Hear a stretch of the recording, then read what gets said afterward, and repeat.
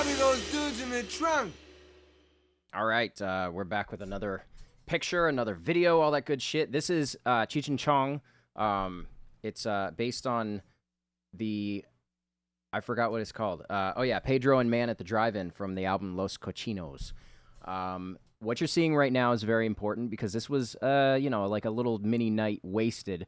Because what you're watching is me struggling to figure out the composition of what I want to do. And right here, this car. Oh, shit, it's already done. How am I supposed to explain that? Okay, basically, the work that I had done, I had the vision in my head, and it wasn't working because, like, the way the car would have been, it looks like it's getting sucked into a void. Like, the angles were all wrong. This seemed like it would have been wrong right here, but this was actually the next day. During the daytime, I took a piece of paper, and I was sketching out a new, sketch of the layout.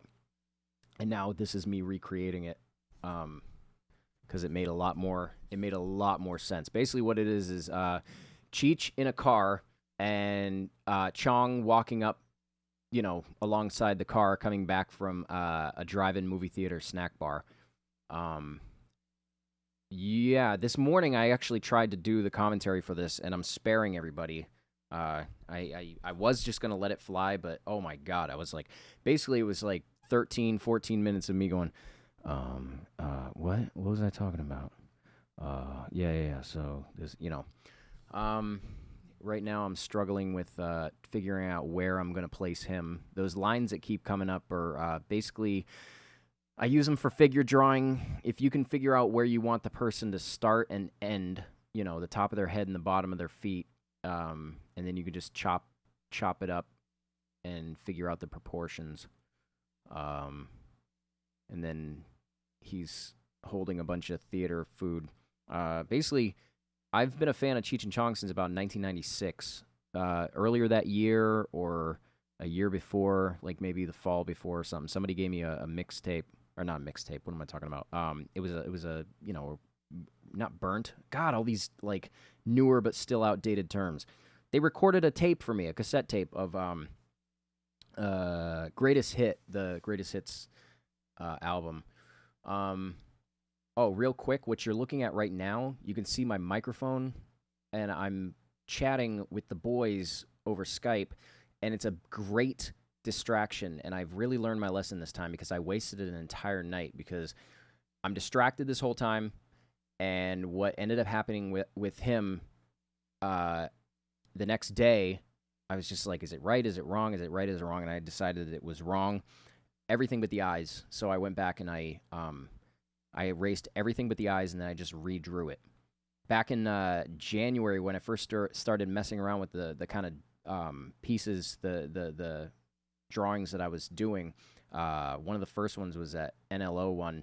And one of the things I regret is that when I saw the proportions were wrong and I kind of got something wrong, I took the selection tool and I cut everything except for one thing, and I moved it because I knew that it was like, I got something wrong. The reason why I regret that is because where's the skill in that to be able to correct your things? I mean, I work digitally for many reasons, but one of the things that I wanted to see, the face is too long right here. The nose is I don't know what, how like sometimes you can move your nose down, kind of elongate your nostrils and shit, kind of poof out your upper lip. That's what he's doing. So as you can see right there, I erased everything. This was the next day, and I redid it, and I was way happier. Again, you don't see that fucking microphone hanging in front of my face. It's just it's a distraction. It was good enough that, like, it was good enough for whatever, I guess, but it wasn't good enough for me. I was looking at it and, my standards or whatever. I said it's not up to snuff for what I would want to do or how I would want to represent my own drawing. I just dug myself into 3 holes right now. Let's see. See, again, I stopped myself because I'm like, no. What was I talking about before that? I hate when I go off on tangents, but it's inevitable. It's what I do all the time. Anyway, so I've rectified that. I was happy with that. But yeah, I started listening to Cheech and Chong back in '96.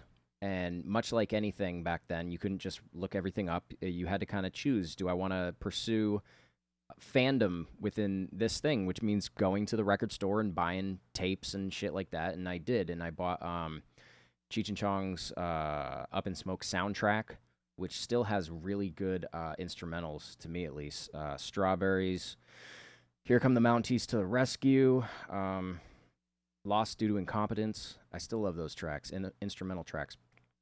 What's my point, though? Yeah, back in 96, I was like 14, and this was one of the first things that I kind of broke off onto my own sort of tastes, and it sort of opened me up to certain avenues of creativity. I really loved tracks like this, Pedro and Man at the Drive-In. It's just kind of like this oral kind of thing where you could just close your eyes and kind of go along in this 12, 13-minute kind of odyssey. And in this case, I wanted to do a Cheech and Chong thing forever. And the thing that kind of made me come up with this idea was I was like, what was it? I don't know. I was just daydreaming, I was daydreaming one day, and what line came up? It was the line from here. He's like, oh yeah, he's like, no, but I got some crispy crunch, and I got a mocha delight, man. And I said, oh yeah. I was like, I had this idea in my head. I'm like, oh shit, why don't I make Cheech and Chong coming back, or Cheech in the car? Because the idea behind this, the track is that they smuggled some guys into the drive-in in the trunk, and then they break the key off in the lock. They have to go asking for like a crowbar and stuff, like asking around and stuff. And eventually Cheech is just kind of sitting there, starts to get into the movie and stuff. Chong is off, or Man, whatever, Pedro and Man.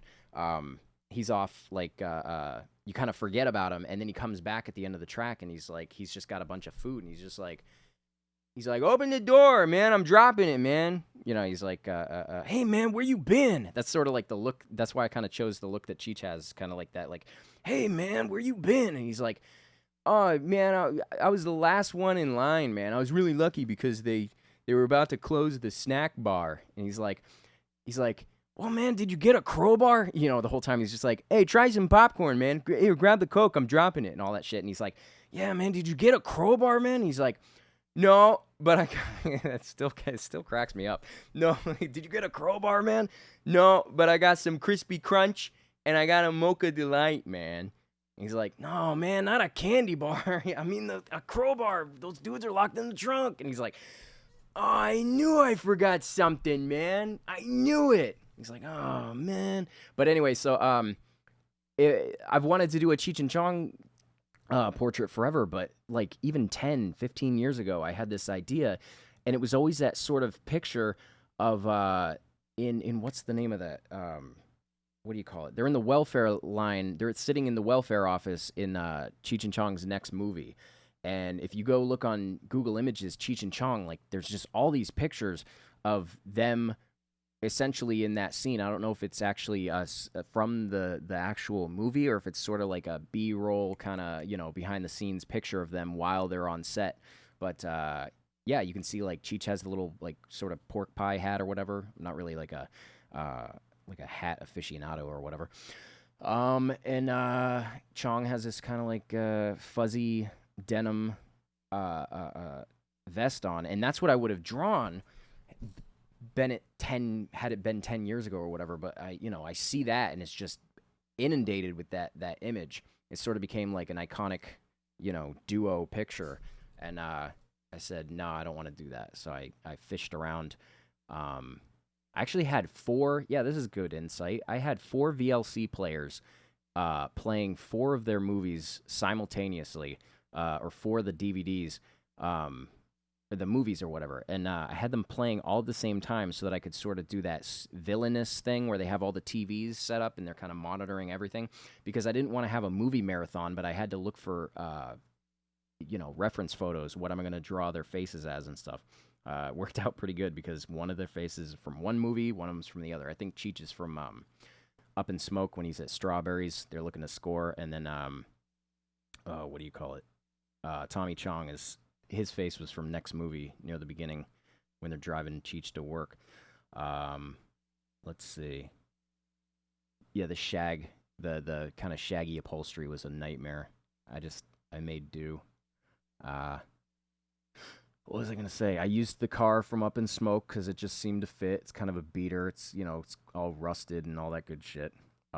That circle that you just saw, that big white circle with the arrow pointing at it, was a reminder for the next day. I reminded myself there was a detailed spot that could easily be missed that I needed to, Sometimes you're not sure if you're actually going to run across something again or if you're going to look at it after the fact and go, oh man, look at that. It's flat. It's just the flat local color. Let's see. Got that settled or whatever. Yeah, Cheech and Chong was one of the first things that I could sit and listen to the actual, the mix and just kind of be there. You kind of felt like you were there and I like that. I used to try to emulate that when I would mess around with audio. I'd try to like make scenes kind of like fill the air with, so it doesn't seem like you're trying to make a little skit or something with, you can just tell that it's some guy, in a room. Kind of like this. It'd be like if I was saying, "Hey man, I'm out in the mall or something," and it sounds like this. The reverb's all wrong for a big environment and all that shit. Yeah, this morning, man, I was so tired, but I thought it was the only opportunity that I was going to have to try to get this up today, because today's a Monday. I had to do a bunch of rendering yesterday. There was a couple failed renderings because this one was actually quite long, and I don't think I had the RAM for it. I only have like 16 gigabytes of RAM as opposed to 32 or some shit. I think if I had 32 gigabytes of RAM in my computer, I would have been able to render this no problem, but it crashed like twice. So Sunday was a big rendering day, and this morning, before I went to my straight job, I said, all right, I can squeeze in 13 minutes, and it was just like, it was nightmarishly dull. I think I was cracking jokes about, at the end about waking up from the meditative 10 minutes of meditative, like guided meditation or whatever. Counting down 5, 4, 3, 2, 1. You're now awake and alert.